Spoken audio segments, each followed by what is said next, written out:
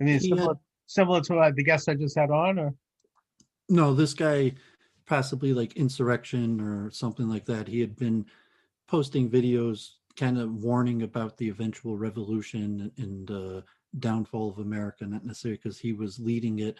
And he had another guy, and then he had a rally at some point. were they at the Capitol? No, no, it's unlikely that any connection with that, but he had been talking about the likelihood of inevitability. And in fact, if we're live now, I'd mentioned on your stream quite a few times about the real worries, the infrastructure here in America. That it's okay if the federal government goes down, not such a big deal to most people, but if the power grid goes down, that could Yeah. affect people. And you see You know, now, speaking of which, and David is my guest, Charles Moskowitz. Thanks for joining me, everyone. David and I do this every Thursday at 1 o'clock, my time, Eastern time. David, you're out of Detroit. I'm out of Boston. We usually talk Jewish issues, Israel issues, spiritual issues. But we just started a little talk here that I want to just clarify, see if you have any information on, David. We've talked about the vulnerability of the American infrastructure for in terms of going down and creating blackouts and brownouts, and that there could be foreign involvement in that.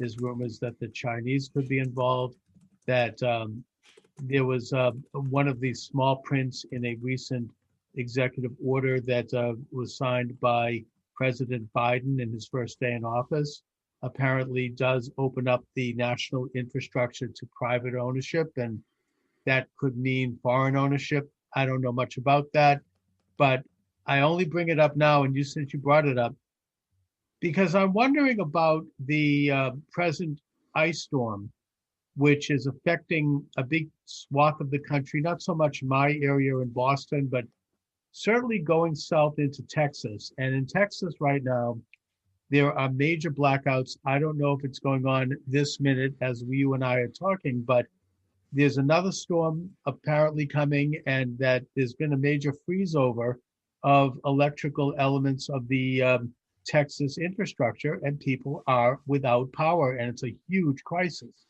Now, I don't know much about it, but it made me think about comments that you made, because I was looking at a news story on this, and it indicates that the state of Texas, for the past, I don't know how many years, if not decades, has had up to about 10% of its total power structure based on solar and wind.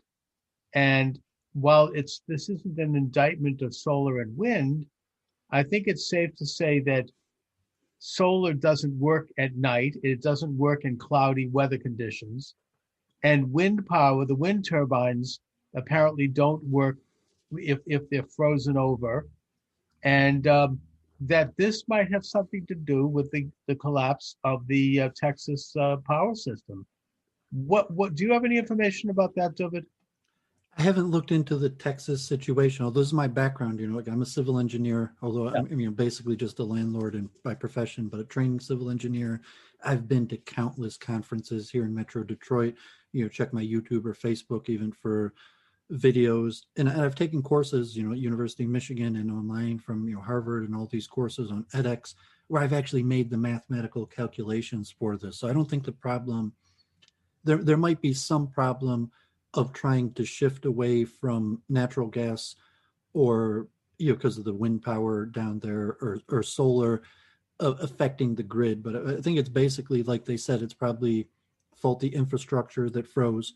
And like in Texas, do you really want to spend a ton of money preventing the infrastructure from freezing when in all likelihood it's only going to happen once of every tens of years, especially in the budget crunch that we're under now. And Trump, I didn't support politics, but like originally I thought Trump might be a good thing, largely because he was a builder, even religiously, like maybe he's going to rebuild the temple in Jerusalem, but he focused on the wall. But it should have been the infrastructure. But it turned out from my perspective, Trump was largely incompetent. He didn't actually benefit the infrastructure, and it was funny. Governor Whitmer, who ran years ago on fixing the damn roads, it was her campaign slogan. Now she has another campaign that the mail was coming out from Wisconsin or something, like another state, asking for money to help fix the roads in her campaign. But like, no, years later, she didn't fix the road.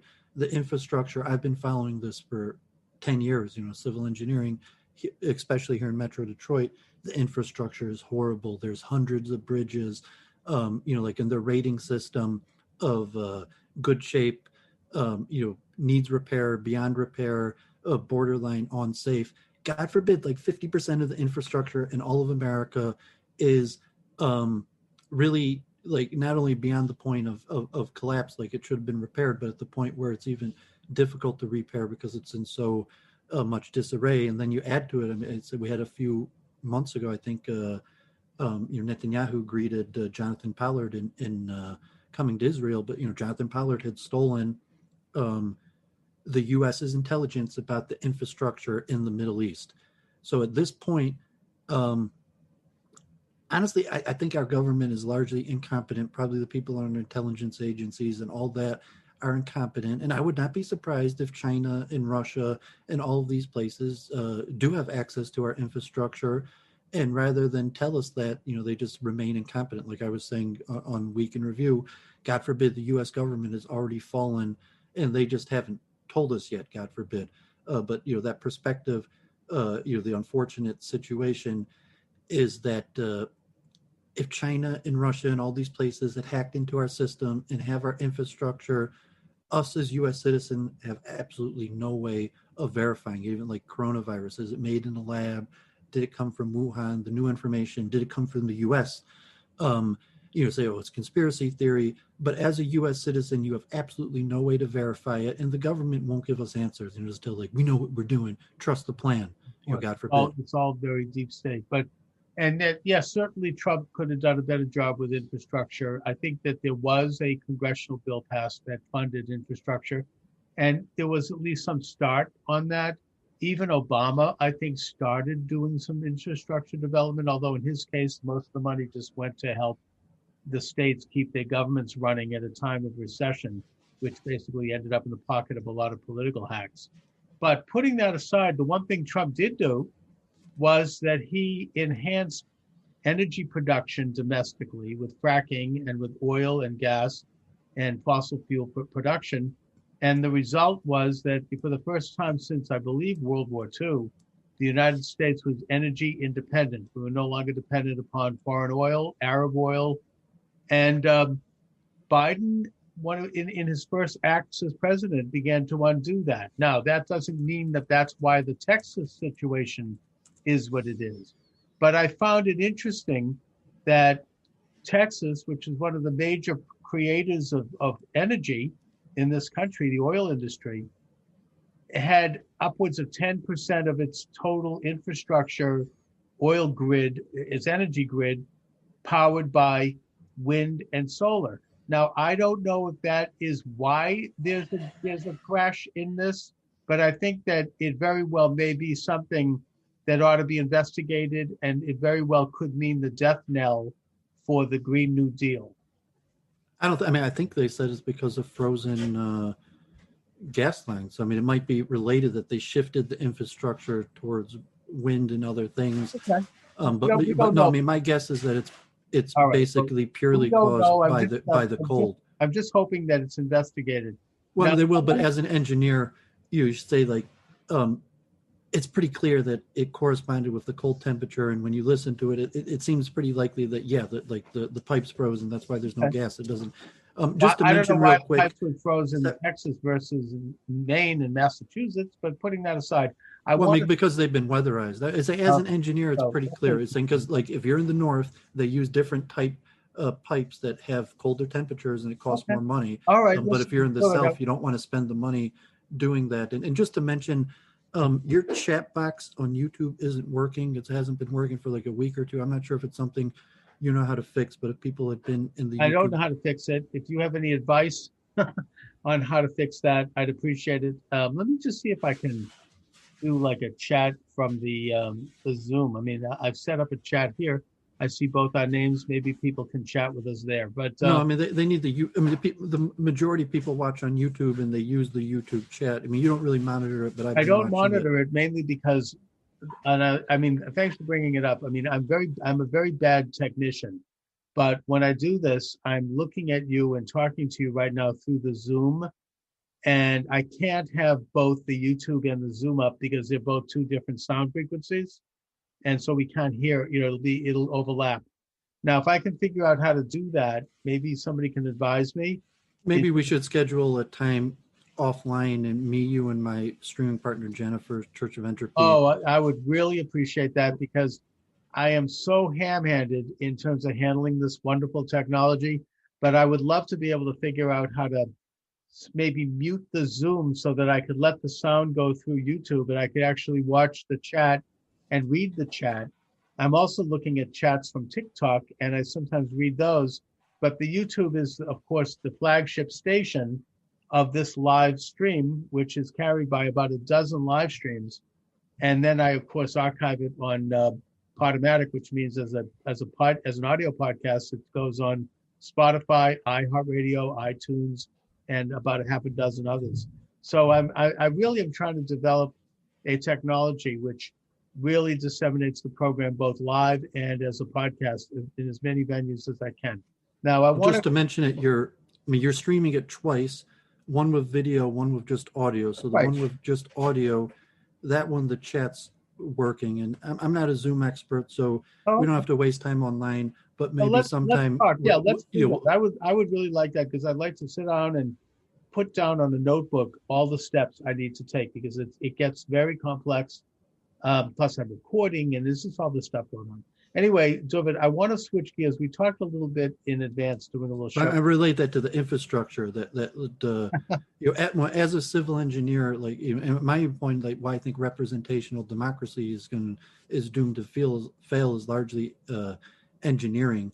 And, the incompetence level. There's people who are ignorant on. But I was saying no one in government understands engineering. Maybe like 1%. I mean, you have a few medical doctors, but we should absolutely. Where's this Army Corps of Engineers? There are some people that are in government who know engineering. I mean, but putting that aside, David, not elected representatives who have to vote on budgets. Obviously, there's governmental engineers, and then obviously, God forbid, as an engineer who works in the field, went to top schools. You do not want to work for the government. I mean, there's a handful of people that first choice work for the government, but generally, it's incompetent people that end up working for the government. I don't know what school you went to, but generally, it's not the top tier. It's not even the B class people. I can see you running for Congress. Maybe take on Rashida Tlaib. Well, you're proving that you don't understand what I'm saying. I'm saying the representative democratic system is broken. No, I do not want to run the conference. I do not want to be incompetent. Saying there really is no way to be competent. Who has some knowledge of engineering in the halls of Congress? Anyway, let's go on to the eugenics question. We talked about this in advance of the show. You told me that there is this sort of nascent neo-eugenic movement that apparently includes certain intellectuals in Israel who seem to think that some kind of a eugenic program is a good idea. I find that to be particularly appalling for anyone who has any remote connection to Judaism, given the fact that this the Nazi race philosophy. I mean, this goes back to Darwin's cousin, Francis Galton, who was the father of eugenics, and he also invented a lot of things like surveying and other innovations at the turn of the century, and who they viewed the idea of breeding superior members of the human race or human species and kind of marginalizing those whom they deemed to be less well born, as the word eugenic means in Greek. And this was taken as a legitimate science by the Darwinists in the mid to late 19th century, and by their German counterpart, Ernst Haeckel, who was considered they called him Darwin's bulldog in Europe, and who wrote science books showing, the evolution of the fetus going through a fish stage and like a mammal stage. I mean, total crackpot stuff, and that it inspired the Nazis. Now, how could it be that Jewish, scientists and thinkers are advocating this now, or what is it that they're advocating? Well, so there's two different. So I'm mentioning this book by John Glad called Jewish Eugenics, and it's published about 10 years ago. And I'll just read the dedication. Okay. Dedicated to the memory of those Jewish and non-Jewish eugenicists who were defamed and persecuted in the Western world, some of whom had earlier been driven into exile from Hitler's Germany, even as other of their colleagues perished.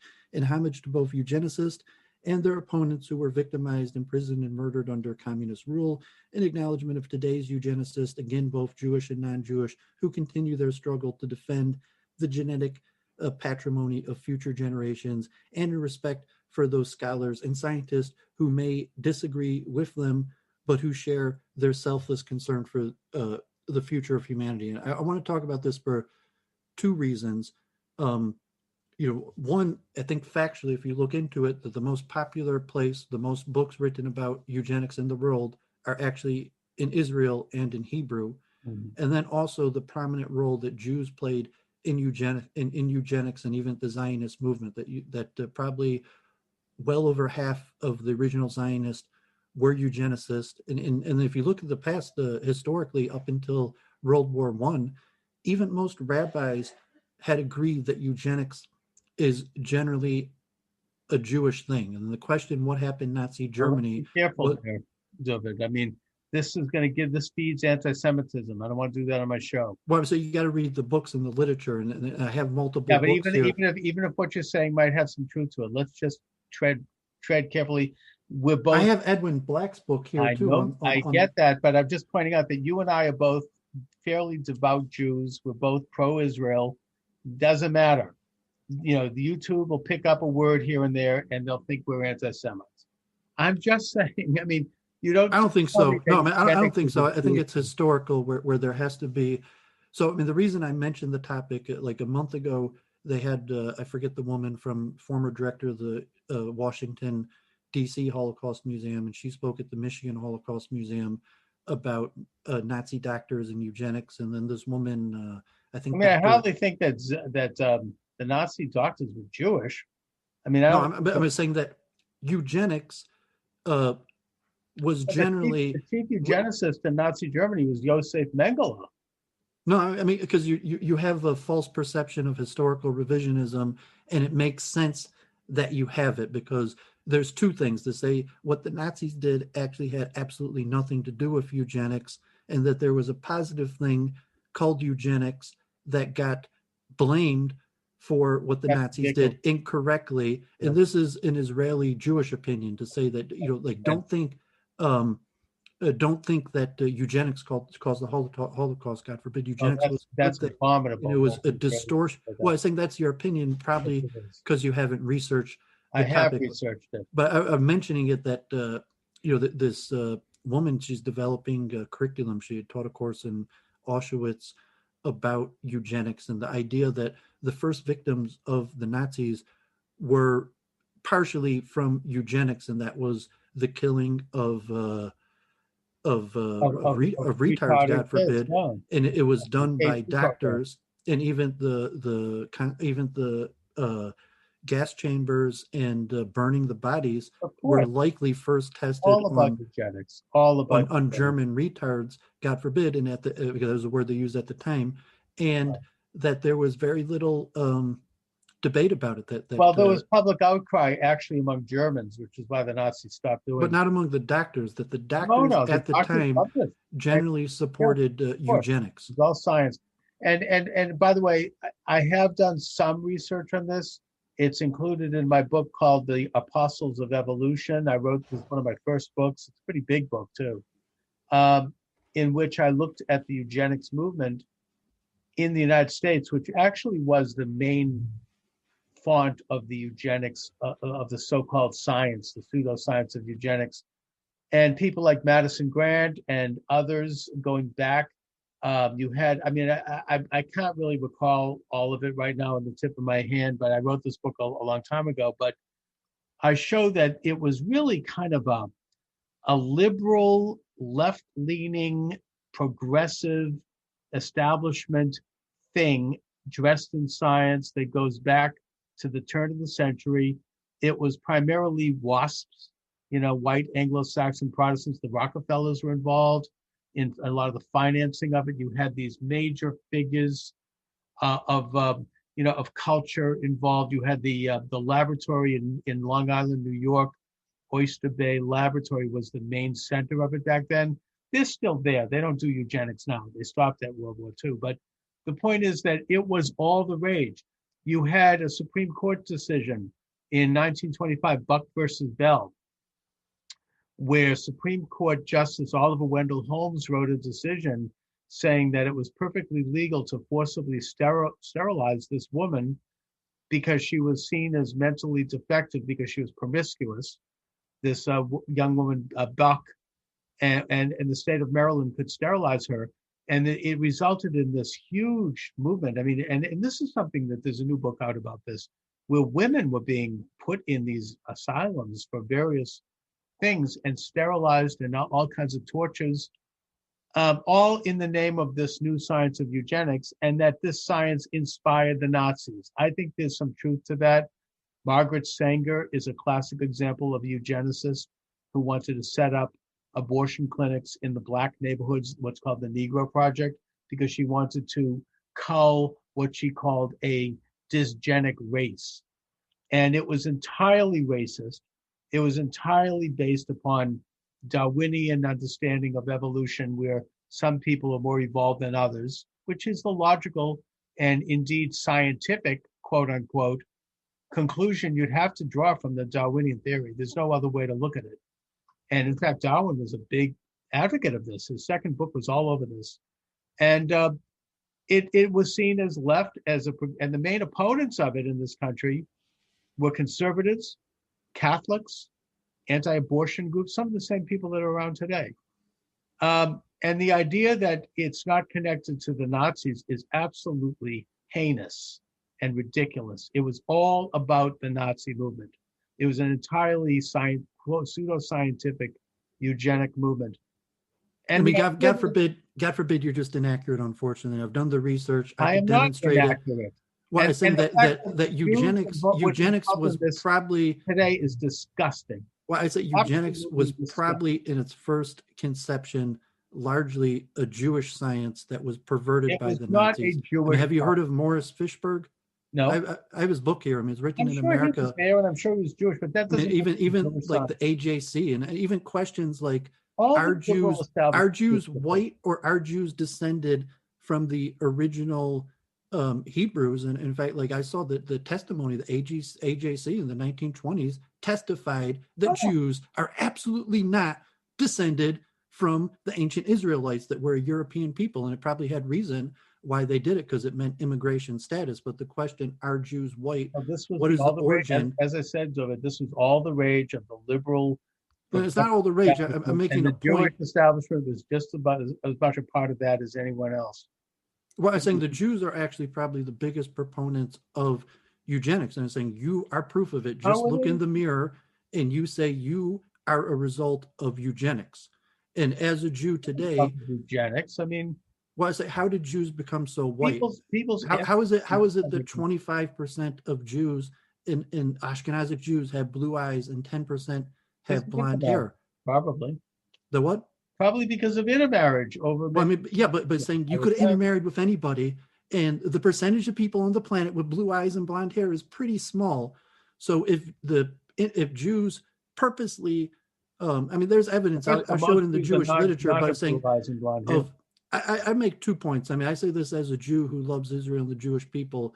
White supremacy is a bigger problem in the Jewish community than in the European community, and breeding, so to say, for lighter features is basically mainstream Judaism, even till today. But historically, it's even in Rashi, even in the older times, that Jews selected for lighter features. They wanted to pass as white. It was easier in society. I get that. But I'm saying that your ancestors who were in Europe and had a choice to breed one way or another, purposely chose to breed Fine. for Just like lighter features, eugenics, and that was they want eugenic. to pass as white. I mean, that's because whites, the Jews in Europe were the only minority. Well, I Everyone mean, else was Jews are the white. biggest proof of eugenics. Just the fact, if you look today at how white Jews are, that's the result of eugenics. There's no It's other a result explanation. of intermarriage, and it's a Yeah, result but it's of saying it's not the result of intermarriage, because you could have intermarried with blacks and Arabs. You didn't. You intermarried with because we lived whites. in And Europe. that's why you're so If you white look today, at if you because look you at Sephardic selected for Jews, whiter and features. if you look at Sephardic Jews, they look more Sephardic. If you look at Mizrahi It's Jews, not they true. look more Sephardic Jews have 30% blue eyes also. I mean, Mizrahi, like Arab Jews, but even thirty Sephardic Jews percent. have 30%. I don't think that many Jews. Because you haven't seen the studies. But I'm saying, Oh, like, I've I mean, seen, I but just go to my go evidence to of any that synagogue, look at a Jewish I do. leadership My evidence seminar. of that is anecdotal. I don't. It's not anecdotal. It's in the literature. Even Morris Fishberg, 100 years ago, talks about selecting for Well, fine. lighter I don't. features. All that proves. Even in the 1850s, there All were that proves Jews is intermarriage. who said that we should select for lighter features. That the idea of trying to become lighter featured was likely Jewish in origin. Europeans who were from Europe didn't need to select for lighter features. Our ancestors who were not from Europe and wanted to assimilate, we're the ones who selected They for want lighter to pass features. as white. I get that. I don't And think even that. the question of the origin, I look back in the literature 400 or 500 years, and even Nazi Germany, the question remains today within anti-Semites is, if a Jew has blonde hair and blue eyes, are they really Jewish? And a few hundred years ago, that was already a question. Like how did these Jews get blonde hair and blue eyes? And so Well, in Europe for hundreds of years, the answer was because they're not Jewish, they're us, and they're just Jewish of religion. And that was actually a mainstream in assimilation. The pushback to well, by say the way, that's not we're the not ancient Israelites, we're European people. And that was the official position of the Jewish body in America. And they that were was in part of the immigration. Hispanic We movement. testified in front of Congress. We passed Fine. legislation saying that we're white, we're not Jews. Because it was the social pressures and the cultural pressures were to pass as white. That doesn't. And by the way, I don't think that. But we're not white. You're saying we had to select. I Europeans agree. are We're white not because white. they're Europeans. If Look, we're white, it's if because we we have to practice talk about race, eugenics. which I find somewhat. You don't see what I'm saying? If you're I not agree. European, You're you're not a Jew. So if you appear white, it has to be that your ancestors practiced eugenics. There's no other explanation. They probably. I don't know if I'd call it eugenics. I'd call it intermarriage. I'd call it. But not just intermarriage. Not because they intermarried. They purposely selected to breed with lighter featured people. A spouse who was lighter. You're not bragging about your half black kid. All right. You're not bragging about your cousin who intermarried with Indians and blacks. Your ancestors overwhelmingly intermarried with people who were lighter featured. I think that, frankly, in the United States, probably most groups, including black people, tried to find a spouse who had lighter features and lighter skin, because no one more than the Jews, though. I'm saying it as a fact. I'm saying, I don't want to cause anti-Semitism. It's not my point. But saying you as a Jew, that no one breeds for lighter feature like the Jews. I mean, a lot of blacks that want the blonde trophy wife. No, but what Middle Eastern people succeeded? If they're in the United States, they do. Look at how successful the Jewish people were at eugenics. That just now world. Well, I'm saying because you chose. You chose to live in a white world. Your ancestors chose. Well, however it happened, we lived in Europe and in the United States where it is white. I don't want to use the word white supremacy, but it's a white dominated culture where there are benefits, social benefits with passing for white. And I think that's probably true of any ethnic group that lived in the West. The problem is that it was only Jews in Europe for 1,000 years. They were the only group that were not Christian. They were the only group that were not quote unquote white. So yes, they tried to pass. But we were white. They're saying that the evidence is. Well, then how is it, David, that if you have Jews living in Yemen or Ethiopia or Africa or the Middle East or China, they don't look white. They look more like their own ethnic group because they were trying to pass as Chinese or they were trying to pass as Arab. The point is, we didn't have. You haven't examined the evidence. I'm saying, just for the people. I'm not saying Charles knows quite a bit about this, but I've read hundreds of years. How is it that Arab Jews don't look? They look more Arab than they look. But it's not true. 5%, even Mizrahi Jews, about 5% have blonde hair in blue eyes. Even 15%. Even 15% of Jews. My rabbi from Afghanistan has green eyes. that they say like, no, that the Jews in Bukharia also have an exceedingly high percent of likely European blood. It's the Jews in Yemen that are the only Jews that say like generally most Jews, including Sephardim, have quite a high percent relatively of blonde hair and blue eyes. The Yemenite Jews have almost no blonde hair and blue eyes. I don't know where we're going with this. All I can say is that it's the point of eugenics. It's not eugenics. It's intermarriage. It's trying to pass as white. It's cultural. It's conversion. But that's eugenics. And the same intermarriage. You're saying that you were forced. You're saying that your ancestor was forced by punishment to marry a blue-eyed person. That's why they didn't choose. They didn't have a choice of blacks and blue-eyed people and choose the blue-eyed people over the blacks. That they were forced against their will to marry blue-eyed people, and that's why you stand today with lighter features. They had cultural pressure to conform to the establishment. They had cultural preference, not pressure. They chose. Our ancestors chose out of our free will to select for lighter features. My grandfather, his family came to this country. They were extremely poor, and there was anti-Semitism back then. And so he literally changed his last name so that he wouldn't look Jewish. Nobody would know, so he could get a job. I'm just saying that there are real. Let me finish here. There were real social, cultural pressures on immigrant Jews. Your grandfather practiced eugenics. You admit it. I don't think that. I wouldn't call this eugenics. Because they weren't Nazis. I'm not saying your grandfather was a Nazi. I'm saying your grandfather practiced eugenics, and what the Nazis did was a perversion. I reject that. He was not practicing eugenics. He was trying because he aimed to become whiter. Eugenics means, in the bad way, is that people are trying to become whiter. And you were saying that your ancestors tried to become whiter purposely. Well, they tried to appear whiter so that they could get a job. It was a cultural force.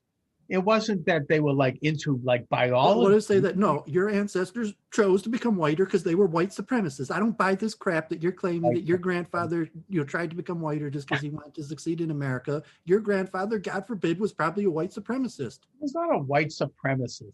He also was a Jew, and he was proud to be, but he needed to get a job. He had a family, and he was not. He took advantage of being white. He was not a. He took advantage of being white. So look, this is almost. He took advantage of the fact that his ancestors had practiced eugenics. The reason they practiced eugenics, so when he came here to America, he could have advantage from the hundreds of years of selectively breeding for lighter features. This is also part of Black history, that Black people tried to pass as white. They tried to marry white. They tried to. Because you had to get ahead in this society, which is white supremacist, or was, and that there was a kind of an unspoken dominance by white people, English descended people, Catholics. I think that white supremacy is the worst problem among Jews and even in Israel than among Europeans. That's the evidence. They say that white supremacy, the biggest problem, is more of a problem among us. It's white supremacy somehow is implying that white people are superior to non-white people. I don't think that because they're biologically superior. I don't think that's what eugenics is. It's a science. That's not what they were doing. It was a cultural phenomenon that existed amongst all ethnic minorities in this country to pass as white because the white people controlled the good, powerful position in the society. They weren't doing it because they wanted to improve their biology. They weren't doing it because they wanted to create a superior race. They were doing it because they wanted to get a freaking job. It has nothing to do with any science of eugenics. The science of eugenics is something that actually scientifically looks at race as a thing and says, this race we should advance and this race should not. That's what. Is it possible your grandfather, and I look at my mother, my own family, even myself, Noam Chomsky debated this guy, Rudy Rockman, last week. And Noam Chomsky said it himself, that he is unsure whether he's a Jew. He's culturally a Jew, but he doesn't think that there's enough evidence to consider himself genetically Jewish, that your grandfather looked in the mirror and he wasn't sure whether he was a Jew or not. No, and he said, maybe I'm just a European who's culturally Jewish. He knew did I really descend from Abraham, Jacob, and Isaac? And he said, no. No, he believed he I just culturally a Jew. That's what Noam Chomsky first of all, said. The name Moskowitz actually means son of Moses. So I think that was something that was believed by my grandfather and by his family, When he that when he came to America and he looked in the mirror, he when he said, "I'm came no to son of America, Moses." he changed He his saw his last gray name. eyes and said, "I'm no son of Moses. I'm white." He said he was a son of Moses, but that in order to eat, he's going to have to go underground and change his name to a more Protestant sounding name. And that's Well, so you're the anachrorizing that I said at the time. That at the time that your grandfather was probably not like, oh, I'm definitely a Jew, but I got to go underground to get ahead. Your grandfather probably thought that he wasn't Jewish, that's not true. and that was That is because you untrue. haven't read the literature of the time. And I, you're saying unless your grandfather was an Orthodox Jew, the Reform rabbis said it already in America 100 years ago that we're not ethnic Jews. We're Jewish by culture. It's our religion. We're not ethnically look, Jewish, David, the Reform white. movement completely denies the ethnicity of Judaism. I mean, they believe Judaism is just a religion and nothing more. Judaism is an ethno-religion. We are a religion, but we also So is have it an okay ethnic that background. you got Alan Dershowitz, is it okay that your grandfather lied, that he used his light features to pretend to be white, to get into America and Yes, get it is ahead, okay. and now you're coming out like, oh, I was a Jew the whole time. My grandfather just lied when he said when he changed his name and pretended like he was white. Yes, it was okay for him And to you say do it's okay. Like I'm that. proud of my grandfather for changing his name I and am proud pretending of like him. he was white and pretending like he wasn't Jewish. I'm very Yes, proud of him for I doing am that. proud of him because he needed to survive. He needed to feed his family. He had no skills. He was not a professional. He was having trouble getting a job, and he needed to do that to survive. Well, There's so a you owe concept black called people people off reparations for Nefesh. that. You got ahead pretending your family got ahead pretending Okay, they were fine. something they weren't, and now you owe black people reparations for that. All right. I mean, I guess you could make that argument. He did get ahead pretending he was not Jewish, but he was Jewish.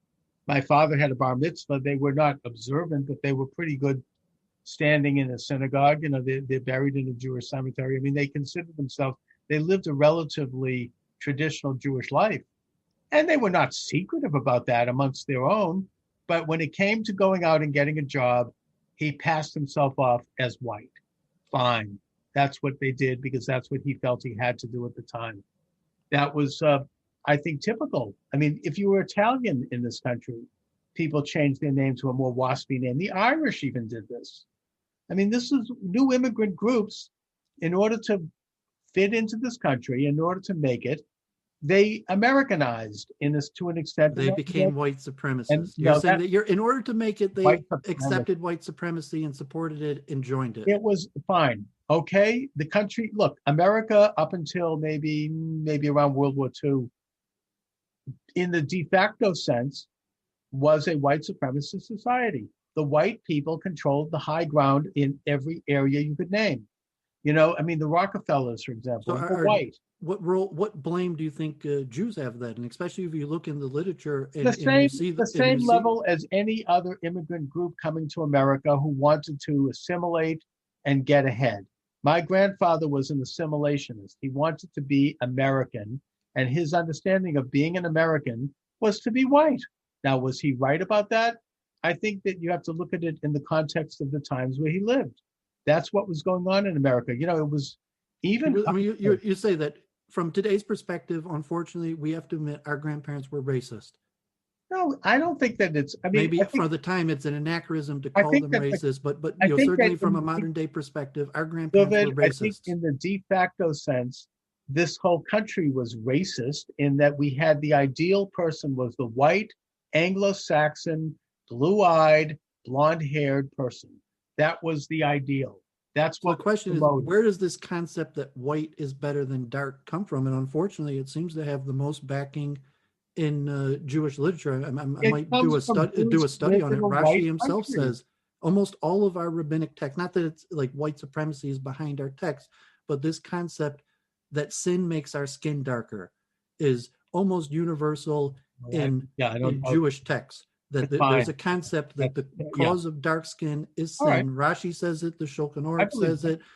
Even modern, I mean, God forbid, when I went to Israel, it's almost commonplace accepted that, and it comes mostly from our text. You think the Europeans who were Christianized maybe had a concept of it, but if they're secularized, that there's such a concept of white supremacy probably didn't come from white people. It probably came from people like us who were trying to become white because we idolized whiteness because we weren't white. And it wasn't the white That's people who interesting. thought we No, were I don't better. doubt. It was us who thought the white people were better. And it's in our, Look, I it's don't. in I don't sure. doubt that there might be an element of that in our tradition. And in fact, I could even look at the Torah when you had Just Miriam the word Yafet, the and, word. and I was claiming the concept that just saying that pretty blue eyes is basically a racist statement. If you think blue eyes are prettier than brown eyes, you're a racist. of But course, what's the word for European? It's called Yafet. That Jews always thought that's blonde right. hair and Son blue of eyes are Yafet. pretty. We even call the progenitor of the European people by the name Yafet, which means pretty. Fine. I don't doubt that that's. I mean, look at in the Torah. Didn't Miriam in the Sinai criticize Moses because he took an Ethiopian wife? In fact, that's why she got leprosy. God punished her for that because and I think that might have had a little to do with race. He said you've taken a wife among the Hamites or Yeah, the but Nubians. generally, it's likely that in ancient times Jews thought that there was a medium between the North and the South, and there were certain characteristics like the Northern Europeans are pretty and maybe I don't smarter, doubt but that. the Africans are smarter. I mean, are tougher, and but whatever the case was, we thought we were the golden mean. That's not good to be too light. It's not good to be too dark. But in the biblical times, the vast majority of the people we dealt with were darker skinned people. It wasn't really till after the closing of the biblical canon, the Greeks and the Romans, Right. that the Jews started dealing with lighter skinned people. And then from the record, it happens about 300 AD that these concepts of, I actually have the book on the curse of Ham, but the idea that the blacks were cursed into slavery due to Ham, it's likely that that comes in like the 3rd century and permeates Christianity and Islam. And then this other concept that I don't think that. sinning causes a person to become darker becomes basically mainstay in Jewish theology, till today. I've talked to black converts who even agree with it, because it's like, if you're a black convert and you've actually studied our text, it says it all over the place.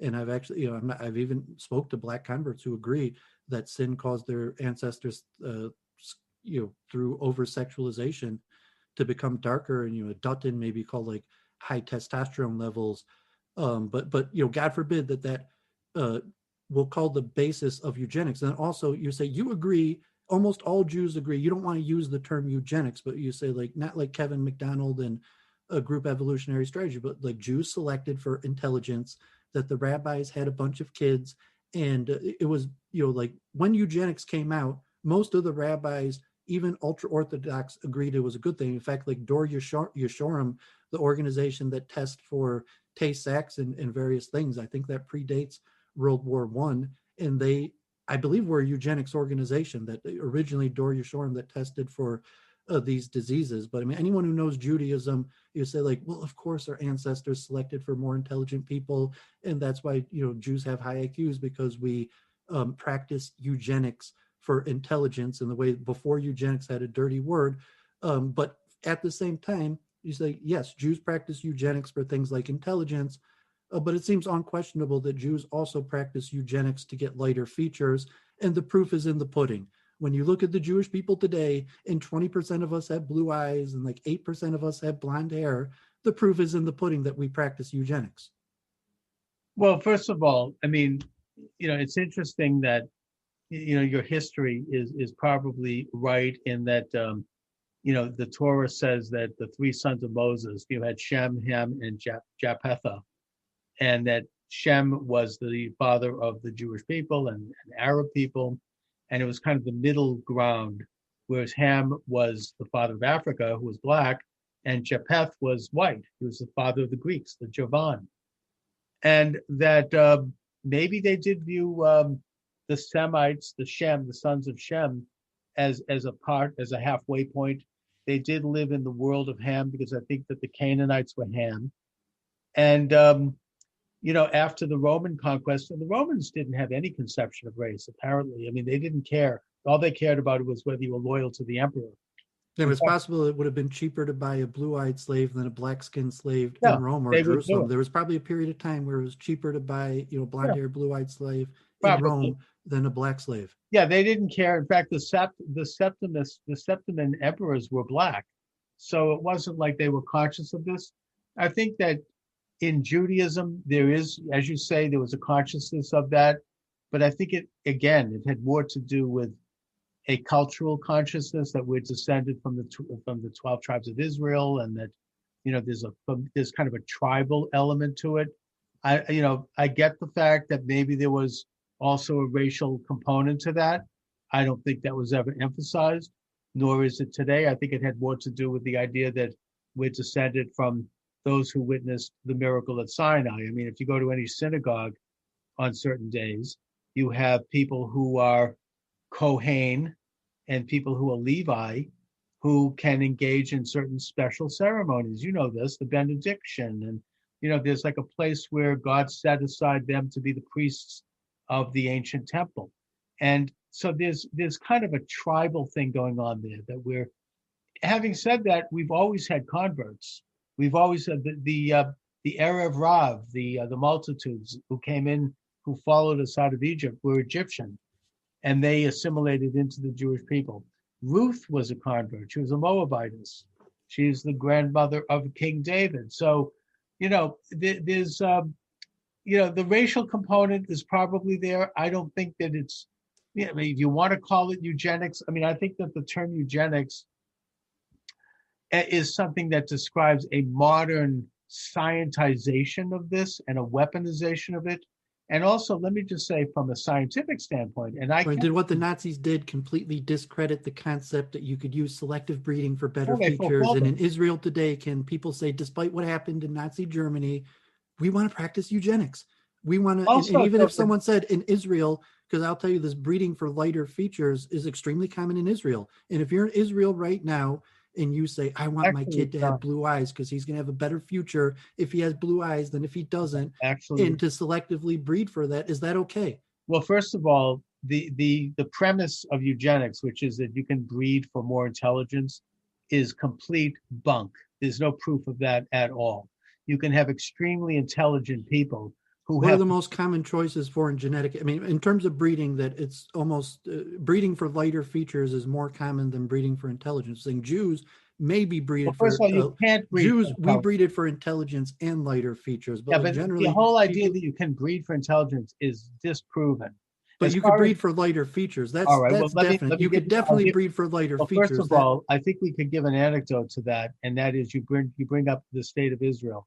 When the state of Israel was established, and in the first maybe generation, maybe up to the 1960s, and even up to the beginning of the second Aliyah, the big one, which was in 1890s, 1880s, they were Europeans. They were white appearing Europeans mostly from Poland and Russia and the eastern area. I have it on my YouTube. I mean, God forbid they even sterilized Moroccans. Yeah, I mean, I'm telling you, like, it's a fact that Zionists practice eugenics. In fact, you're right. Most Sephardim say they committed war crime. There's a substantial evidence that there were eugenic war crimes committed against Sephardim by Ashkenazic Jews.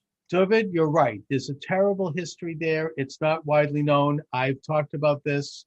Yes, there was an elite that controlled Israeli society that were very European, that certainly thought of themselves as white, people like David Ben-Gurion, people like Shimon Peres, and, the founding generation, those guys were white, or they were Europeans. Well, till today, like 90% of the elite in Israel till today are white. Well, in terms the point of I'm making leadership, here, generals, well, wait a minute. Business leaders. Yeah, but the point I'm making here is that that's why I said white supremacy is a worse problem in Israel than in America. Would you accept that to a certain extent white supremacy is worse in Israel than America? If I could get to my conclusion here, is that has changed drastically in Israel, starting probably in the 60s and 70s, due to intermarriage, due to an influx of Sephardic and Mizrahic Jews, due to an influx of Ethiopian Jews. Yes, Israel has some racial issues, but it is a much more integrated country now. I can give an anecdote of my own cousin, who basically made Aliyah to Israel in the 1960s with his wife, his new wife, they both together. I think in his case, he didn't want to go to Vietnam, but he did. He was a religious Jew. He was Orthodox. and he settled in a kibbutz in Israel, had 4 children with his wife, both American background. Of the 4 children, 3 of them married Sephardic Jews, in one case, an Ethiopian Jew. And their grandchildren are not white American. They're not European. They don't appear, they don't look that way. And I think that's. Was there a mismatch? I mean, just to prove my point, was there a mismatch where the darker skinned person had substantially more accomplishments than your family, and that it was considered like equal marriage because the darker skinned person served in the IDF and your family didn't, or had more money or something like that? Where in Israeli society, that all things equal, is that marrying an Ashkenazi, if you're Sephardi, is an accomplishment. You have to do something substantial in Israeli society to merit marrying a white Jew. All right. So then 3 of my... Even in your own family, does your own family demonstrate that or prove against it? You're saying... No, my own family proves that maybe 3 out of my 4 cousins in Israel, the 4 children of my cousin, they had Sephardic spouses who married into that family, maybe because they wanted to marry an Ashkenazi Jew. I don't doubt that. Maybe that's part of it. The point is that the practical result of that is that you've had a weakening of those kinds of distinctions.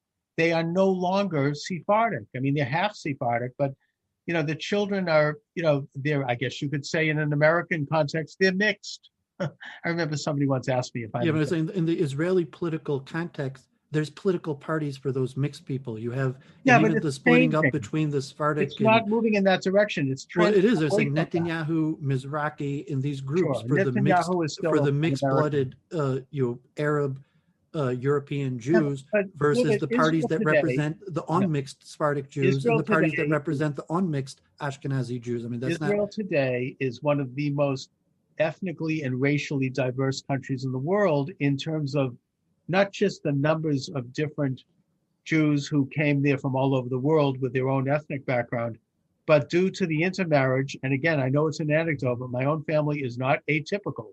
Apparently, this is almost the standard in Israel now. It's about 30%. There's about a 30% intermarriage rate between Ashkenazim and Mizrahim. I think it's probably over 50%.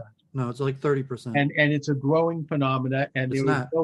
I don't mean to discredit you. But extreme differentiation, as there was in the beginning, between Ashkenazi and Sephardic. It just isn't as pronounced. Yeah, I mean, that's your Hasbara. Like I have people on my own YouTube page who are Israeli disagreeing. I have Sephardim and Mizrahi on my own YouTube page who are saying what you're saying is not true. I mean, it's kind of like a Hasbara. Or it isn't true. And I would suggest that the facts on the ground indicate that it is true. Yeah, and you're not even giving a factual representation of the political parties, because the political parties in Israel almost all are ethnic representation. There's almost not a single party in Israel that doesn't basically represent an ethnic group of Jews. It's much less so, and the lines are becoming much more increasing. You're saying that there's a party for mixed people, that there's parties for mixed-blooded people doesn't change the fact. But if you're mixed-blooded... I'm sorry to hear that. My impression is that it's lessened, but if what you're saying is true, well, that's why I wanted to bring this up, because I'm glad saying, you are bringing it up. I love Judaism and Israel, but I'm unfortunately, I mean, the evidence seems to be overwhelming that I don't think so. Israel has a bigger problem than the U.S. and Europe. I'm going to have on some. I've had Israelis on in the past. I've called some professors, and I'm going to look into this. I hope what you're saying is not true. I'm not saying it isn't. But if it is true, and all of a sudden Israel's becoming more divided on ethnic lines, then it shows the very evil element of eugenics in any society. We don't want to have that.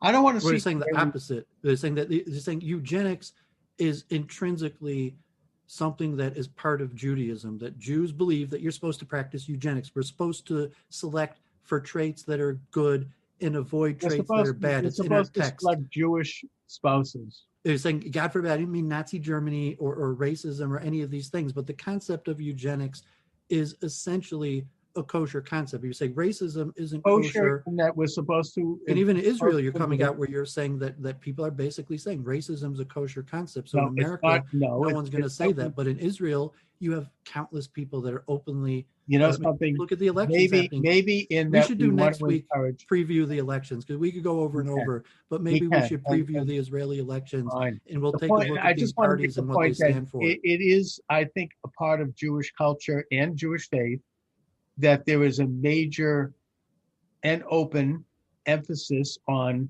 Jews meeting, mating, and marrying other Jews. And the issue of whether or not there's Sephardic versus Ashkenazic, yes, that's there, but that's not necessarily, and it is not a prouder part of our culture.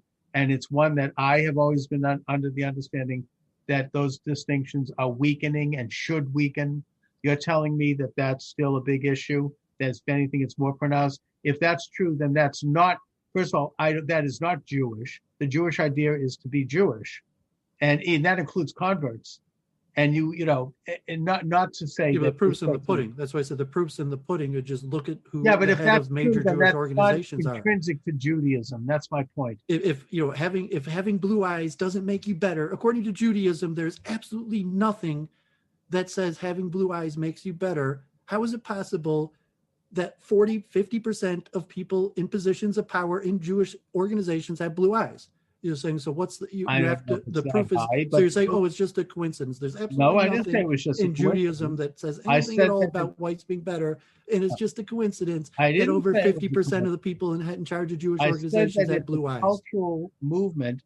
Look, I know members of my own family here in Boston who, they consider themselves to be white. They would shudder to think of themselves as anything but, and they've spent their whole life trying to fit into that. There is a cultural imperative to fit into America. That's what that's about. That's primarily the source of that. And it's not something that's inherently Jewish. Look, we're going to have to agree to disagree on certain points.